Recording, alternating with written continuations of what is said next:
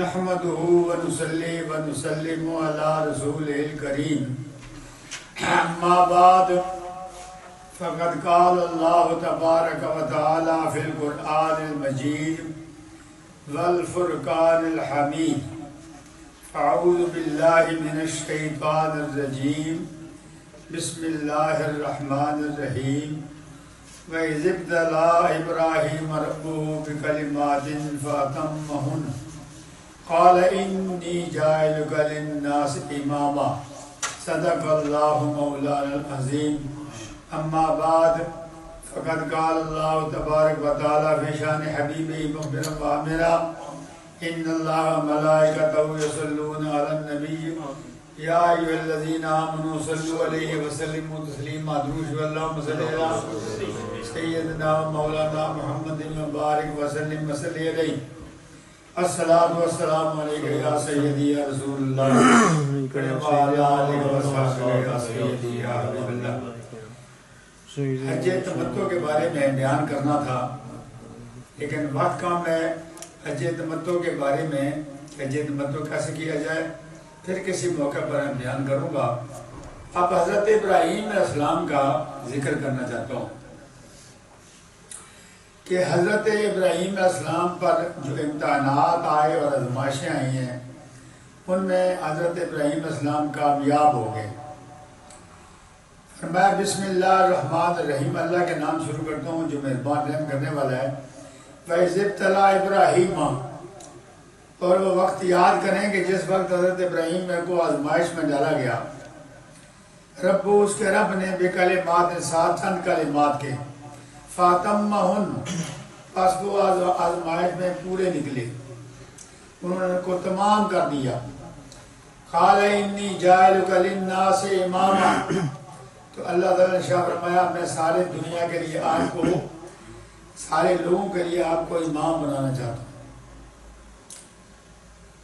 اور وہ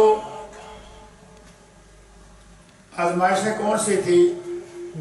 حضور اکرم صلی اللہ علیہ وسلم نے فرمایا سماہ ربہ خلیلا، کہ اللہ اپنے رب نے حضرت ابراہیم علیہ السلام کو جو لقب دیا وہ خلیل ہے، مشکل وقت میں دوست ہونے والا، مشکل وقت خلیل، مشکل وقت میں کام آنے والا دوست۔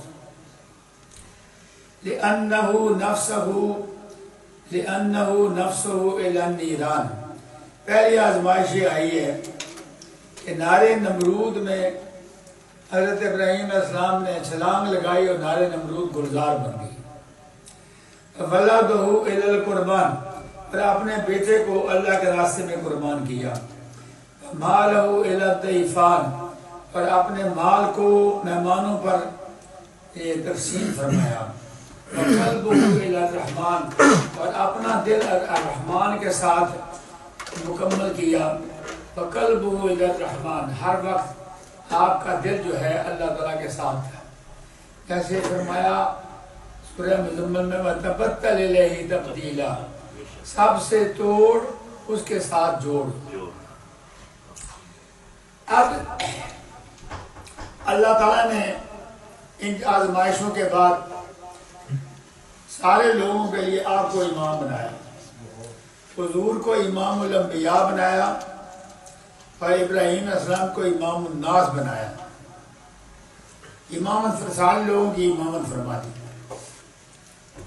حضرت ابراہیم علیہ السلام جو تھے وہ نمرود بن کنعان بن سام بن نوح جو تھے ان کے زمانے میں ہوئے، اور نمرود یہ بھی حضرت نوح علیہ السلام کی اولاد میں سے ہے، اور حضرت ابراہیم بن طارق بن سام بن نوح، تو حضرت ابراہیم علیہ السلام بھی حضرت نوح علیہ السلام کی اولاد میں سے ہے۔ پھر اللہ کی قدرت دیکھو، نوح علیہ السلام کی ایک اولاد میں ایک کافر ہے اور اپنے آپ کو اس نے خدا کہلوایا ہے، خدائی کا دعویٰ کیا ہے۔ ایک حضرت ابراہیم خلیل اللہ ہیں جو اللہ کے نبی ہیں، اللہ کے رسول ہیں، یہ نمرود کے زمانے میں ہوئے، اور نمرود کا پایا تخت بابل تھا.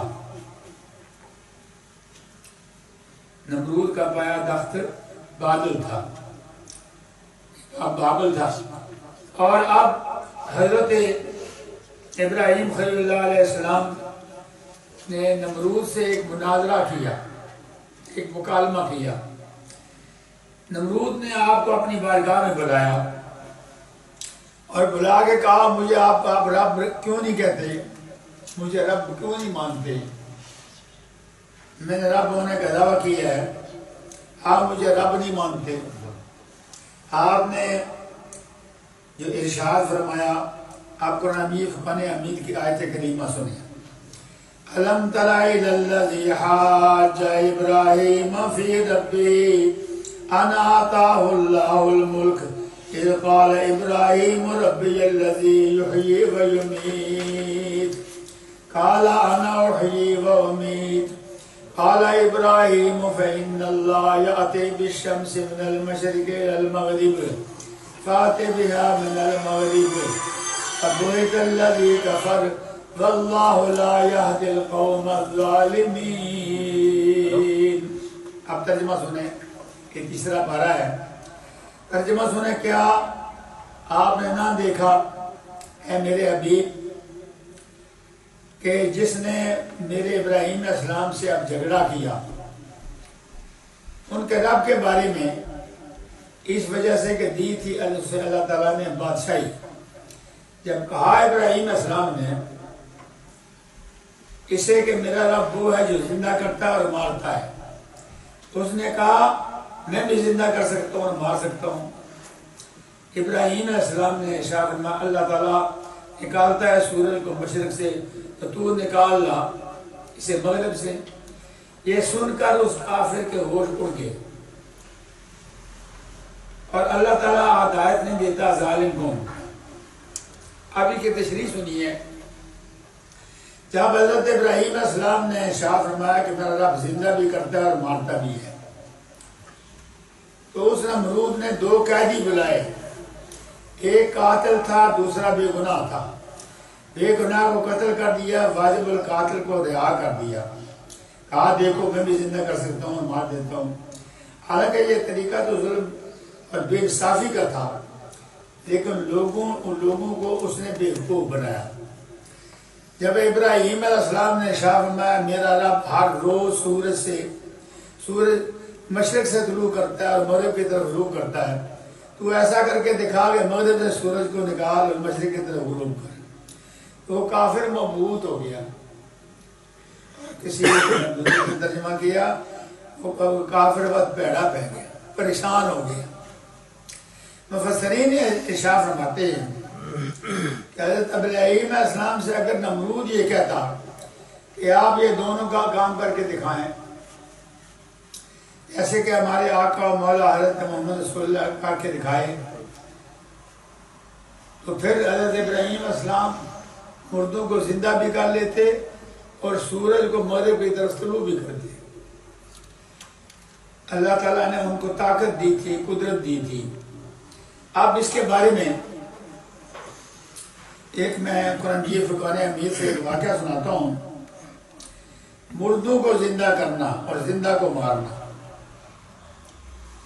حضرت ابراہیم علیہ السلام نے بعد میں سوچا کہ اگر یہ مجھے یہ کہتا مردے کو زندہ کر، زندے کو مردہ کر، مردے کو زندہ کر،